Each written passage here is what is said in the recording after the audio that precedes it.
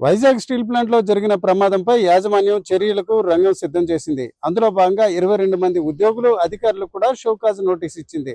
మరోవైపు చూసుకుంటే ఒక డీజీఎం, జీఎం స్థాయి అధికారులు 7గురిని బదిలీ వేటు వేసింది.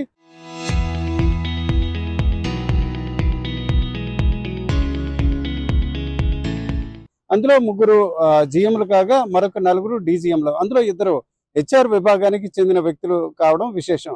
అయితే ఇదంతా కూడా యాజమాన్యం ఒక రకంగా పక్కదారి పెట్టే క్రమంలో ఈ రకమైన చర్యలకు దిగుతుందని కార్మిక సంఘాలు ఆరోపిస్తున్నాయి. మరోవైపు చూసుకుంటే ఒక ఉద్యోగి గోల్డ్ కుమార్ అని స్టీల్ ప్లాంట్ ప్రమాదంలో మృత్యువాత పడ్డాడు. బీహార్కి చెందిన ఇతని మృతదేహం తరలింపు విషయంపై కొంత గందరగోళ పరిస్థితి నెలకొంది. ఈ మృతదేహాన్ని ఎయిర్ అంబులెన్స్ ద్వారా తరలించాలని కుటుంబ సభ్యులు కోరగా అది సాధ్యం కాదని యాజమాన్యానికి సంబంధించిన ప్రతినిధులు చెప్పడంతో కార్మిక సంఘాలు ఒక అంబులెన్స్ లో బీహార్ కు ఆ మృతదేహాన్ని తరలించారు.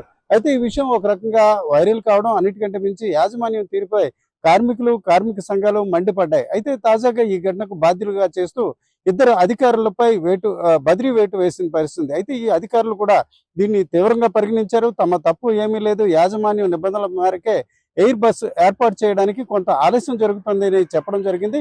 అయితే యాజమాన్యం నుంచి సకాలంలో స్పందించకపోవడం వల్లే తాము దానికి సంబంధించిన ఫెసిలిటీ క్రియేట్ చేయలేకపోవని చెప్పడమే కాకుండా యాజమాన్యం తీసుకున్న నిర్ణయానికి వ్యతిరేకిస్తూ తాము ఉద్యోగానికి రాజీనామా చేస్తామని రాజీనామా లేఖ కూడా ఇప్పుడు ఇవ్వడం ఒక సంచలనం రేకెత్తిస్తున్న పరిస్థితి.